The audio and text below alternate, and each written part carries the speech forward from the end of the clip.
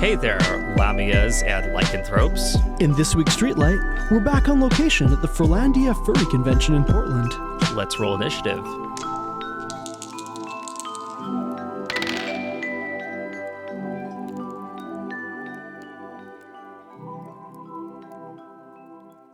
Yeah, tell me about your character. Okay, well, it was many, many years ago. As a teenager, I used to play D&D. And so my sister and I would play with some of our friends. And it got to the point where she wouldn't play with me anymore because my character was a 36th level chaotic evil wizard. What system was this where you could be a 36 level wizard? No, like my actual sister. We would play D&D. No, but like what system was this? Oh, just AD&D. Oh, there's AD&D. Yeah. Very cool. Yeah. So, yeah, and after a while she said that she wouldn't play with me anymore because my character was a jerk. In retrospect, with, years of wisdom since playing this character, was your character a jerk? Well, yeah, of course. It was like chaotic evil wizard. I mean, why not? And you haven't played any D&D since? No, not really. No. Fair enough. I still have my dragon dice. You should play again sometime. I know. Thank you so much. Sure. Tell me about your character. Let's see. I guess I'll start with my original character. Back during 4th edition. I started back in that weird time, but started off as a warped minotaur druid that somehow slowly transformed into a weird fox fae politician. Politician? Yeah, he pretty much. He started off as a druid in the desert, went through a warped portal, and a couple sessions later, he got warped into a fae fox politician. How do you get warped into a politician? Was that a character decision, or was the portal just warping you into being? It was a little bit of both. We started off in like dark sun setting, so kind of a bit of a rougher setting, which is where the Minotaur was. Then we went planescaping, and each plane we kind of hopped through, kind of ended up. We had some rough people back in the game, so we had to thin out some people. Some of the players. Yeah. They just weren't clashing, so we needed more of a healer guy. So I just kind of went to a politician bard, so it was good healing. That makes sense. Yeah. What was the character's arc in the end? I unfortunately had to leave the game, but my old DM actually made him into a future villain, where he pretty much got warped further by a cursed artifact and became kind of this eldritch warlock bard. How do you feel about your character becoming a villain? It was actually how he did was pretty good from myself because thankfully the party actually slayed him. He pretty much got his debts all, too many debts, so all the bad things ripped him apart, and thankfully the thief in the group was able to steal back his soul and send it back to the Feywild. So congratulations to the rest of your party. Yeah. Thank you so much. Yeah, thank you. Tell me about your character. So Oliver is an incredibly old cat. Specifically, he became a really old cat because as I was rolling his stat block, I got one, I think it was an 11. I was like, I'll put this into strength and just make him a really weak old man. And he is he's a little tabaxi, very small, short, warlock, bard, and he was always the voice of reason within the group, as he was just the old guy. How do you feel about playing the character that's the voice of reason when everyone else wants to be wacky? It's kind of fun because you get to be the straight man, which I did improv for like 8 years, and both sides of that coin can be really enjoyable. A lot of people think being the straight man, not sexually, but I get what you mean. in comedy is like boring. It's like, no, you get to be the one who comments on how ridiculous what's happening is. Yeah. You're not stopping it. You're just saying, hey, you realize you're trying to break into this place and you don't have a way out, and we're going to spend 5 sessions on this. Not a bad thing. It's actually really funny. It keeps the story more grounded. Exactly. Yeah. What was the arc for this little cat man? I was captured. So technically, there's a subclass for, I think it was the bard, that what was it? It was like a planeswalker sort of thing where he had gotten trapped in the ethereal realm and only got out a long time after, so he lived even longer than he actually has, so he's even older than that still. And then his other side was the warlock that had a dragonborn sort of heritage. And so he would occasionally unhinge his jaw and just shoot lightning out of it. And he would never tell anybody else that that was his thing. They would just see it and they'd freak out. But then after he got out of the ethereal plane, he got captured by some people and the party found him. And our party's storyline in a nutshell was there was a war going on that was destined by the gods, and we were trying to warn everybody else about it, and they just wouldn't listen to us. And That's kind of tragic. And there were a bunch of cultists that were like constantly trying to bring the gods up to like start a big war. Sure. And just it was very frustrating a little bit toward the DM because he made it so that nobody would listen to what we had to say. We were like, all right. It's tough, right? Yeah. Because if you can just roll a 15 persuasion and everyone says, "Oh, I'm changing my mind," Right. then how could these cults exist? Exactly. But also, if you can't ever beat them, how's the story going to move forward? And that's what we kept running into the problem, and it's on hiatus right now. 'Cause Fair enough. We were kind of hitting that point where we're just like, what's going to happen next? Nothing ever happened. So, yeah, Well, I hope if I see you next year, you'll be like, "Yes, we finished the story, and Yes. it was super satisfying." hopefully. Thank you so much. Yeah, no problem. Tell me about your character. My character is literally Mothman. Go on. He's an eldritch wizard, Okay. warlock, sorry. And he's been hiding it from the group really successfully. Hiding that he's Mothman. Yeah, he wears a big cloak and sunglasses all the time. And no one's questioned how he's like 80 pounds and 7 feet tall. Or that he only eats bugs. But they've noticed that he only eats bugs. Yeah. They've just been like, this guy is really weird. Such a weird human guy. Is there something wrong with the rest of your party that they don't notice they're traveling with Mothman? I think they're stupid. What kind of adventure, what kind of story is Mothman on? We're on an adventure to find our lost stuff. Mothman lost his sense of direction, so now he follows anything shiny. That feels moth-like. Yeah. What kind of emotional journey is he on? He's really confused. He's never been in society before. That makes sense, yeah. And is he just like going about town doing like human things? Yeah. And no one's noticing? Nope, no one has noticed. Do you have a statistical, like, do you have like a really high deception or anything that... Well, I mean, he's like... He has really high deception, but honestly, my party is just really, really stupid. They're just not, they're not curious. They're not about it. observant. There we go, that's the word.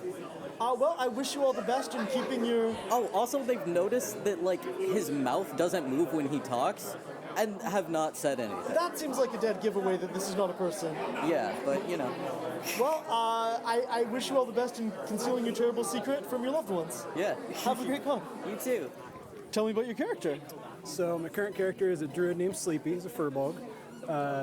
People call him Sleepy because he has a tired demeanor. And as a druid, you know, that lends to some things. He's that kind of druid. What kind of druid? Laid back, kind of chill, stoner kind of druid. Oh yeah? Yeah. He's a circle of the moon. Or dreams, circle of dreams. Same thing in my book. But. What kind of I guess, adventure is the party on?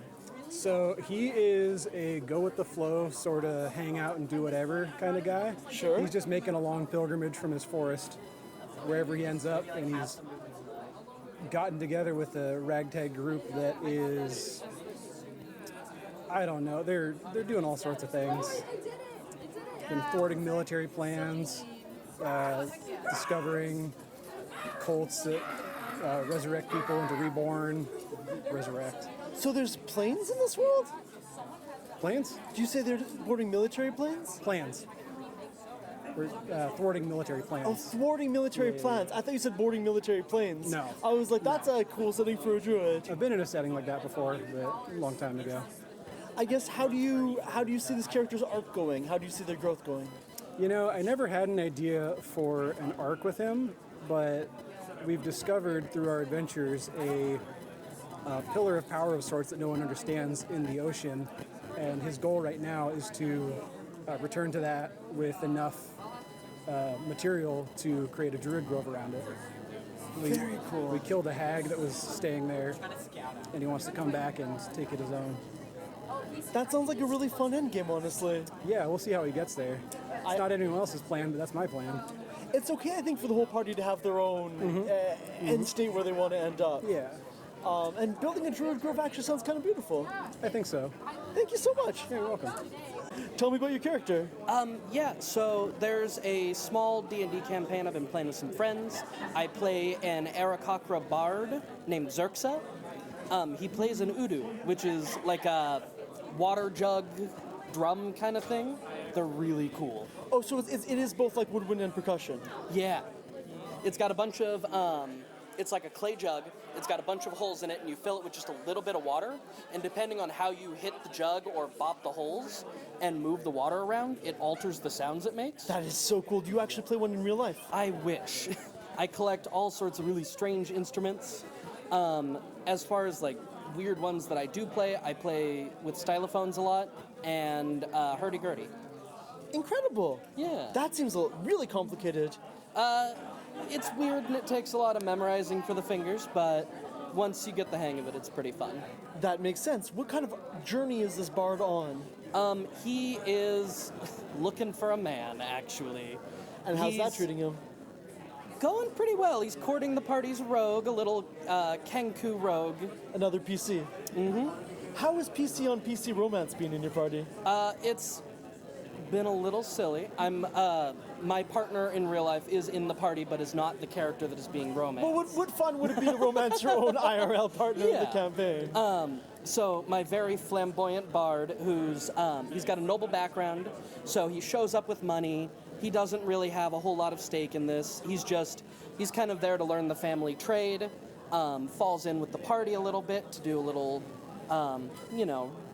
sneaky, questionable business, and finds this little, small as can be Kenku rogue to be absolutely the most charming little ball of stress that he has ever met. The rogue was on a losing streak, which was amazing because he had loaded dice and was still losing. And so to pay off his debts, he gave a couple of gold coins and offered to buy a drink. And they kind of got together really well from there.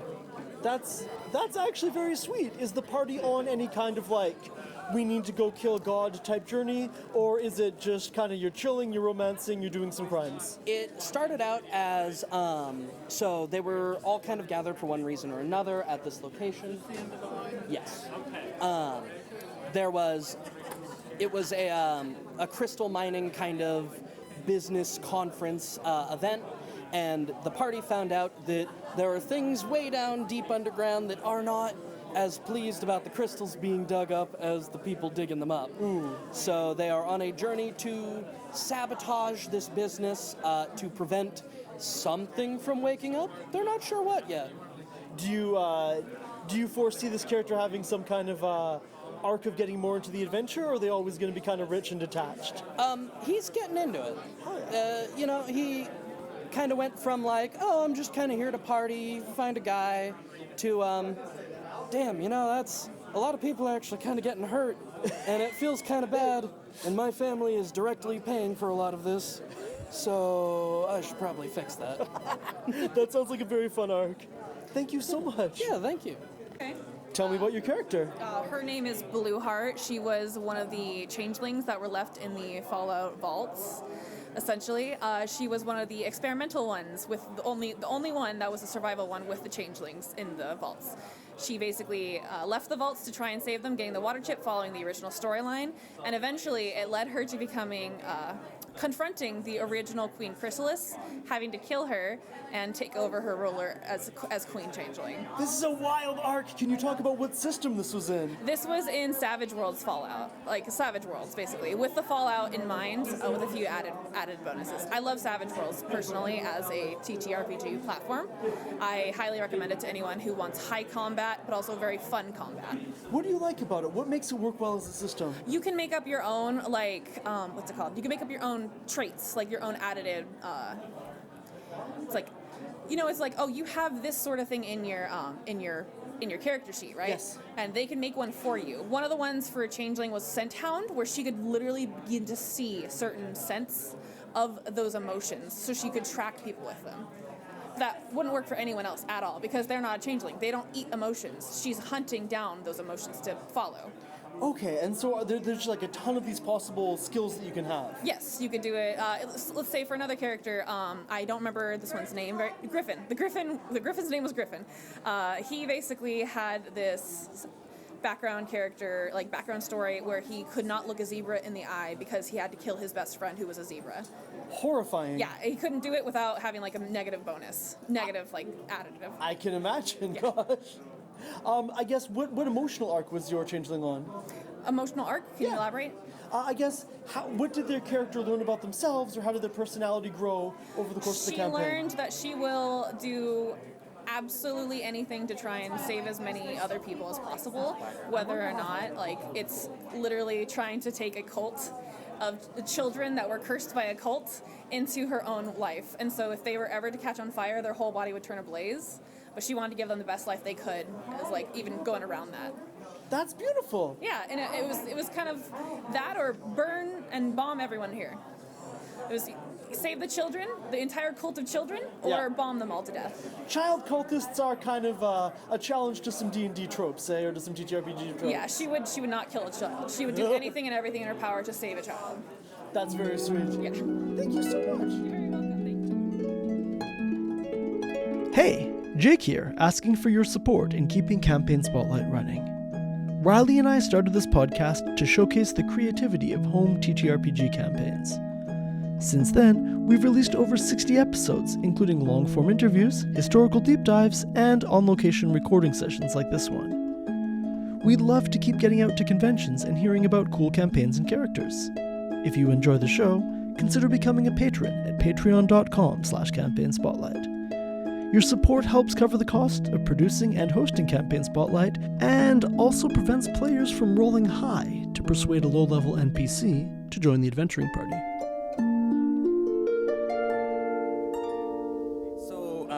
The rule system is Pathfinder. I don't know if that changes anything, but Autumn Softpaw was the character. Catfolk, rogue, wizard, arcane, trickster. That's a lot of things to be at once. Yeah, it's... You cast a spell, put it in the knife, and stab someone in the back, so you're adding shock damage with sneak attack, plus the dagger. I used a bunch of archetype stuff to make the dice D8s instead of D6s, but that's neither here nor there. So was this character kind of built to be min-maxed a little bit? One of the people I play with wanted to make a chaotic evil character. The GM let them, and so I said, I'm also going to be chaotic evil, and I'm going to show my buddy Rodney how it's done, because all he does is, I'm chaotic evil, I'm just going to go around, being an asshole to everybody. And I love the character. The character's name is Autumn Softpaws?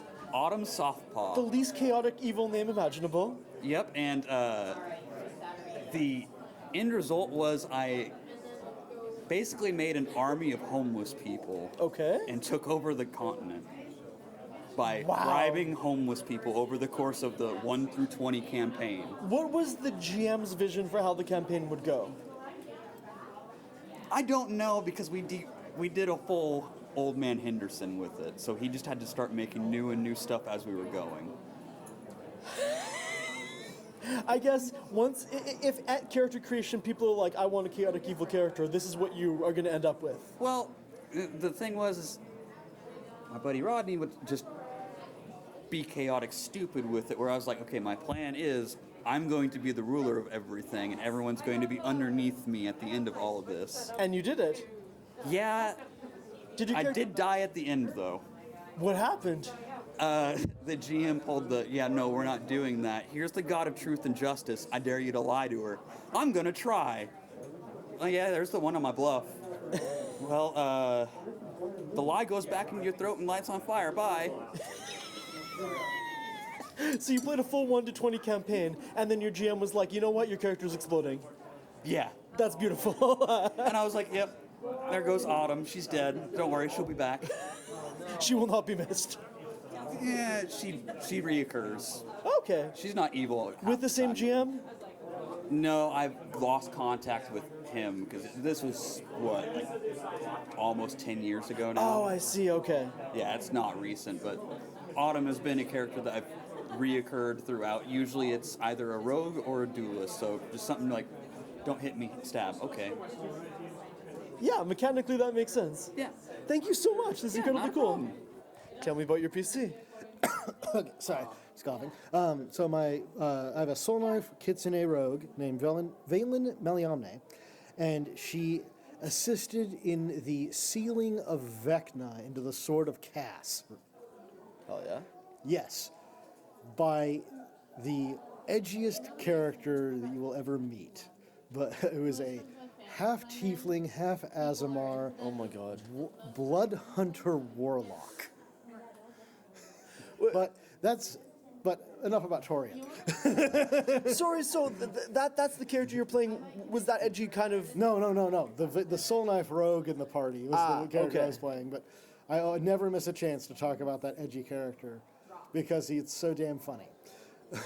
But anyway, she is a Soul Knife rogue that managed to acquire her powers by stealing a crystal from a wizard and now has a genuine fear of arcane magic.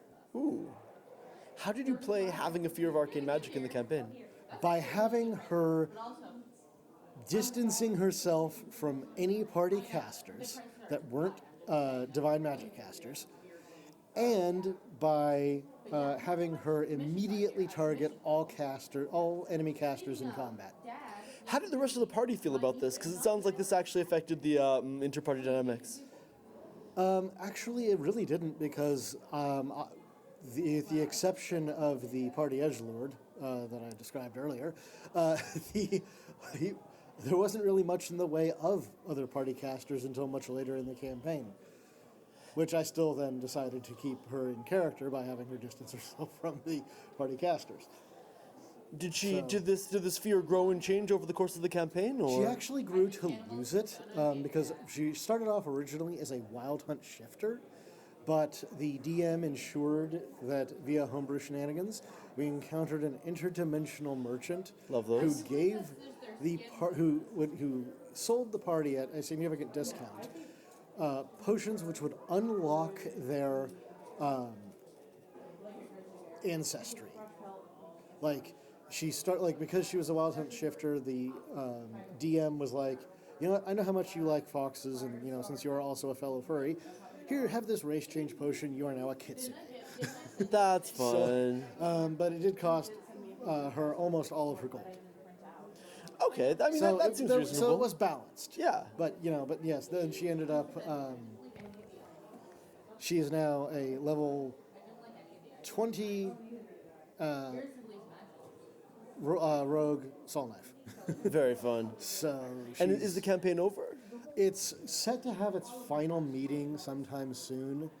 Oh, that's so exciting. We ended up on an island that's, it's in the middle of a zombie apocalypse that has some similarity to the Flesh That Hates SCP. That is a hell of a finale for a campaign. Yes. I look forward to hearing how it goes. Thank you so much. Yeah. Tell me about your character. Okay, so very important. This is a Westmarch style campaign, so we're all adventurers, like in an adventurer guild. We're really busy adults, so different people show up to the campaign at different times. And we get multiple characters. So I had 2 characters. One of them was a Dampier wizard. The other one was this is Pathfinder. The other one was like a pixie rogue. Cool. I had the pixie rogue constantly complain about her ex-wife. Okay. The Dampier was constantly bitching about how her ex tried to kill her. Now, crucially, the pixie was complaining about a kitsune ex-wife. Sure. I managed to, even though it was obvious to me, I managed to trick every other player into thinking these two characters weren't exes because the Dampier was a kitsune the whole time. And and this is a fun way to they're never in the same party at the same time because they can't stand each other. They can't stand each other, and they're both my characters. That's incredibly fun. They're ex-wives. It was pretty great. Thank you so much. Yeah, of course. Way to go. Okay, am I allowed to show you a photo? You can, you can send me the photo and I'll post it in the show notes. Okay, so I'm ready. Okay, I'll I'm show recording. you the photo now, and then you can put it in the show notes. Sounds good. This is Snowbloom.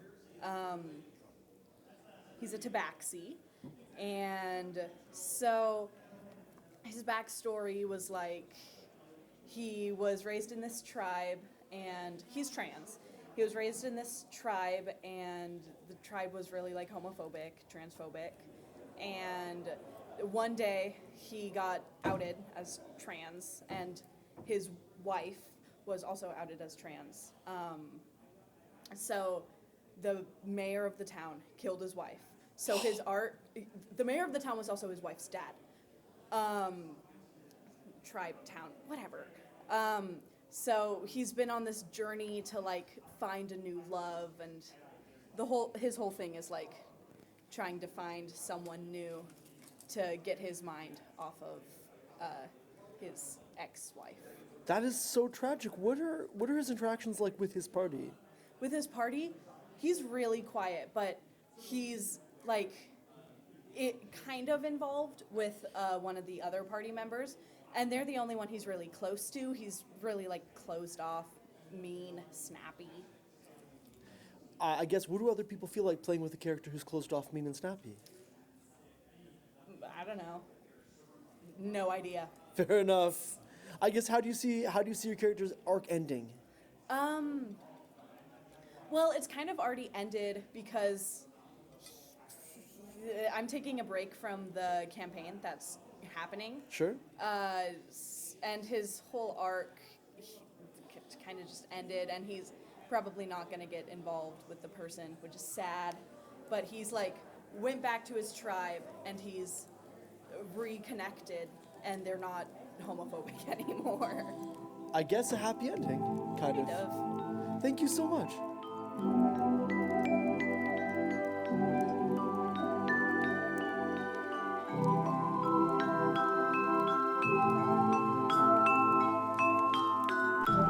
That's all for this week. I'm Production Master Riley. And I'm Dungeon Inspector Jake.